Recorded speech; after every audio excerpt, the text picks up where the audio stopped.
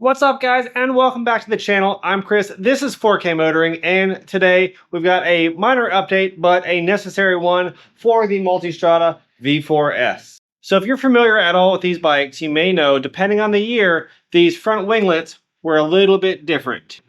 Mine obviously have zero baffles in them. So whenever it's raining, whenever it's cold, it just throws all that water or all that cold air right up on me. And I don't really like that.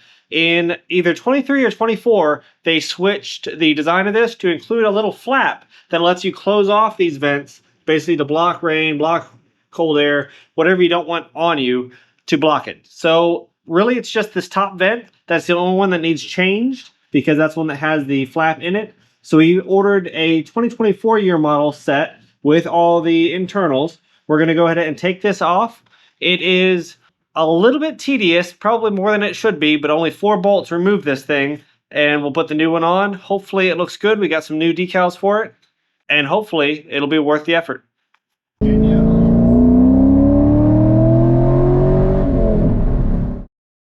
Okay, to show how this goes together, obviously it's pretty simple.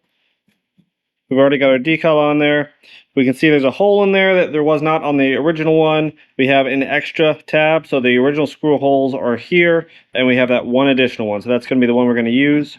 We have our flap right here. It's got a long tab and a short tab.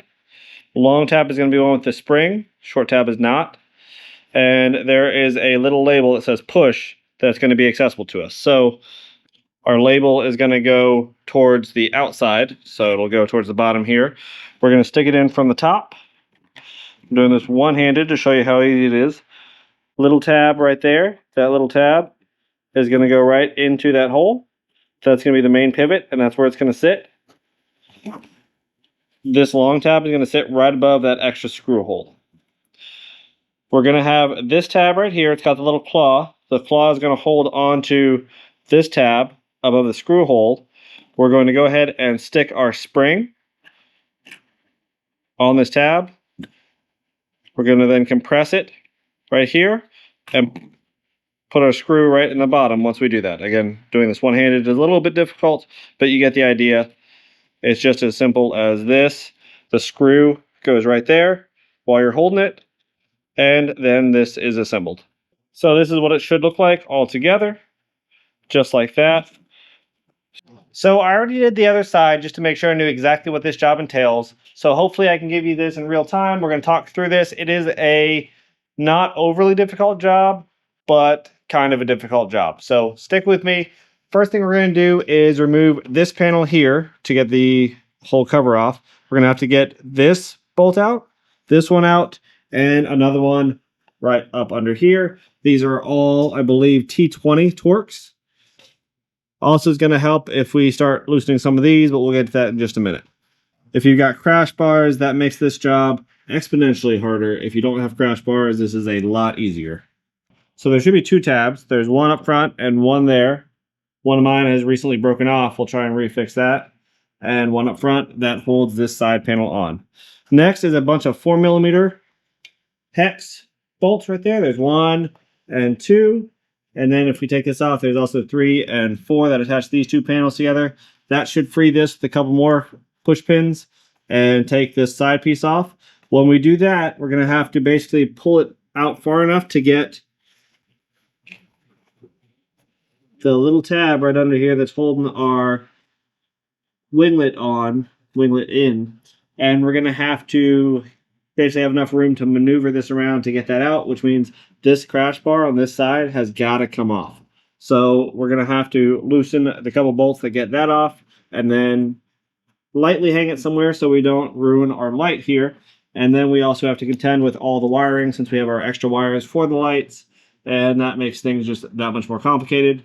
I did find it easier to cut these zip ties on your factory turn signals and fog lights if you have them, because that allows this wiring to pull out and give you a whole lot more room just to maneuver this side panel, because that's what we really want.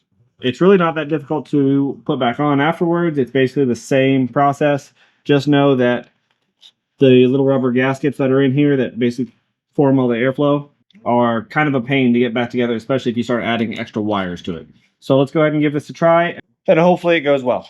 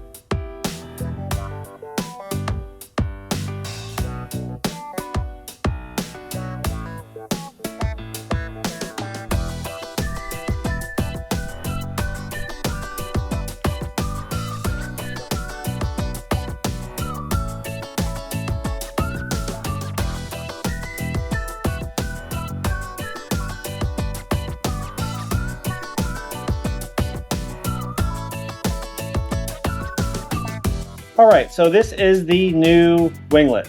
Now I pulled off the old one. As you can see, the graphics held up well. I already put the new stickers on the new one. The old one was just basically a shell. It had 4 bolts that held it on, 4 screws, and it just came off. But the way this works is that typically when you ride around, it is still that hollow shell that we had before, but when you press this flap, you can stick this flap up, and now all of a sudden we have a marked decrease in both upper and lower winglet airflow. So that's what we wanted to do and what I wanted to get on this bike. And like I said, for the set of these, it was only about $100. It was less than $100, which for Ducati parts is pretty good. Obviously, I paid more for the sticker. If you don't have crash bars, this is a whole lot easier. If you have crash bars, you gotta take the side off. It is almost impossible not to do that. So we're gonna go ahead and start putting this back together. We're gonna start by installing our winglet on our side fairing. We'll get our side fairing back on. This is definitely the most difficult part because we have wires, especially with my off-road lights. I've got a bunch of wires that have to be routed correctly so they don't pinch anything. And getting this back up on all of its mounting points while also getting all the parts that are supposed to interact with the airflow here, quite difficult. So it is nothing that requires special tools really, but it just requires a lot of elbow grease and a lot of time and effort and a few new curse words, and we'll get it all back together. So let's go ahead and give that a try. We'll pop this thing back on with the 4 screws that we used to take the other one off. We'll get the side panel back on, and hopefully the next side will be even easier.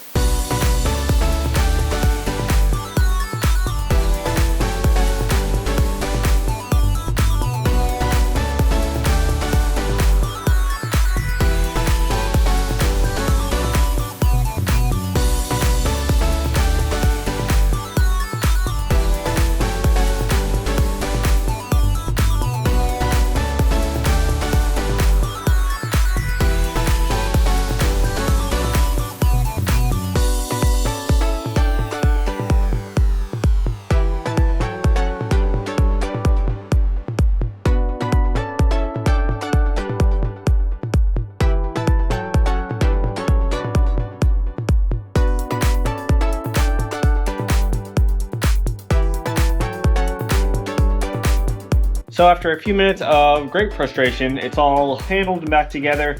Now I realized that most of the problems I was having was because of my added lights, my accessory lights. These Denali lights, while they're fantastic, the wires are not thin, the connectors are not thin, and they take up a lot of room. And trying to get them through, especially something that is as kind of involved as this particular radiator unit here, to get the clearances, to keep the fan clear, to get these extra bypass vents all in, really was a problem.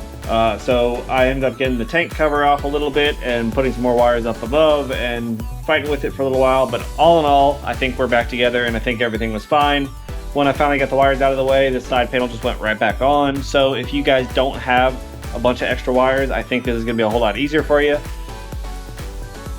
You can see the valve right there, how it closes, and that's what shuts off the airflow or the water. And then you just push, flip it back up, and that is how they work. They look the same otherwise. I got the decals on them, so you can't tell a difference otherwise. They do mount up to the very first generation of the V4 Multistradas. So overall, I think this is something that I'm going to like, especially as we get into the winter months, especially as I start doing some more road trips where it's going to be rainy. I think this was a worthy upgrade. Now in the description, I will leave a full parts list of everything that you need. Again, I just went to my Ducati dealer. I told them that I wanted the upper winglets, left and right, for a 2024 Multistrada, because I know that at least, I don't know if 2023 or 2024 is when they started, but either way, I know the 2024 has them. So I had them pull up the schematics for 2024, found the upper winglet, the left hand and right hand, and just order those. That's all you need. The complete assembly that includes the flap, the spring, the extra little bracket, and the screw that goes in there.